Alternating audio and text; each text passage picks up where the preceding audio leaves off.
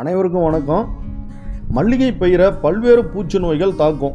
அவற்றில் ஒரு வினோதமாக தாக்கக்கூடிய பூச்சி தான் இந்த எரியோபிட் சிலந்தி.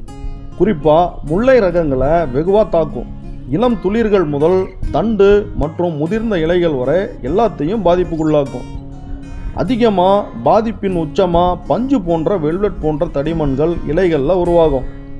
இதனை எரானியம்னு சொல்கிறோம். இதனால் ஒளிச்சேர்க்கை குறைஞ்சி உணவு உற்பத்தி குறைஞ்சி செடியின் வளர்ச்சி பாதிக்கப்படும், பூக்களின் உற்பத்தியும் குறையும், தரமற்றதாக இருக்கும்.